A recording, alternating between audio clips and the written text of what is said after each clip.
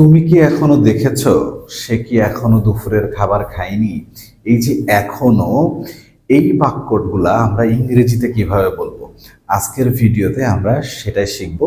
Let's take a look. Yet এর ব্যবহার, right? So yet সাধারণত প্রেজেন্ট পারফেক্টে ব্যবহার হয় মোস্ট প্রবাবলি। এর বাইরেও কিছু ব্যবহার আছে, আমরা শুধু আজকে প্রেজেন্ট পারফেক্ট এটা কিভাবে ব্যবহার হচ্ছে সেটা দেখবো। ইয়েট এর মিনিং সাধারণত এখনো বা এখনো কি, এখনো বা এখনো কি। এর কারণ হচ্ছে ইয়েট শুধুমাত্র কোশ্চেন অথবা নেগেটিভ সেন্টেন্সে ব্যবহার হয়। তার মানে প্রশ্ন করতে গেলে আপনার ইয়েট ব্যবহার হচ্ছে, অথবা যদি আপনি কোনো কিছু নেগেটিভ করছেন অর্থাৎ না বোধক বাক্যে, তখন আপনি ইয়েট ব্যবহার করতে পারছেন। কিভাবে ব্যবহার করবেন? First subject. সো যে সাবজেক্ট আছে, অ্যাজ ইউ নো, আমরা আগের ক্লাসগুলোতে শিখে আসছি সাবজেক্ট ব্যবহার করব। সাবজেক্ট অনুসারে হ্যাভ হ্যাজ বসাবো। সো এটাও আমরা আগে শিখেছি। ভার্ব 3 অর্থাৎ ভার্বের পাস্ট পার্টিসিপল ফর্ম ব্যবহার করব। এরপরে যদি অবজেক্ট থাকে অর্থাৎ অতিরিক্ত অংশ থাকে দিব। অ্যান্ড লাস্ট, ইয়েট সেন্টেন্সের শেষে বসবে, সব সময় সেন্টেন্সের লাস্টে বসবে। তাহলে চলুন এক্সাম্পল দেখে আসি। তুমি কি এখনো দুপুরের খাবার খেয়েছো? তার মানে আমরা প্রশ্ন করেছি যে তুমি কি এখনো দুপুরের খাবার খেয়েছো?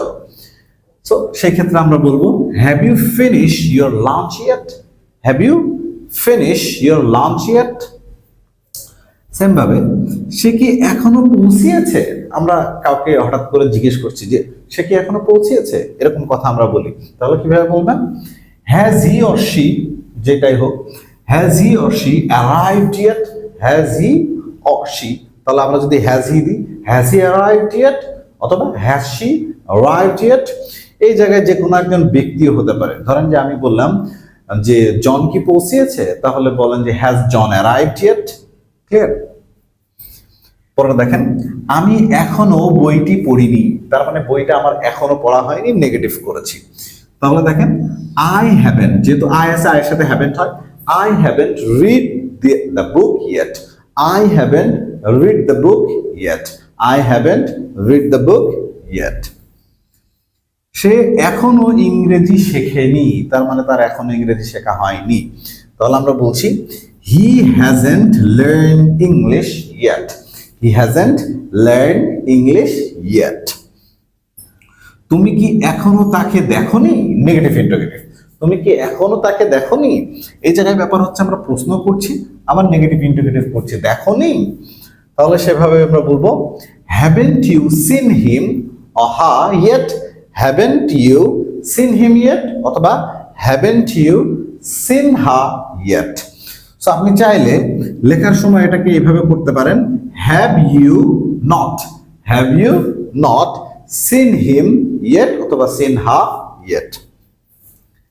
তারা কি এখনো সিদ্ধান্ত নেয়নি?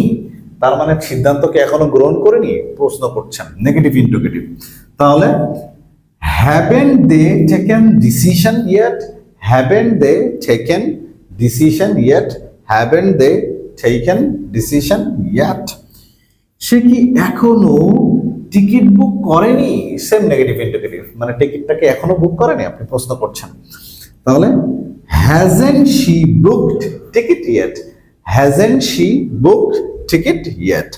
নেক্সট এক্সাম্পল দেখেন, তারা কি এখনো ফুটবল খেলেনি?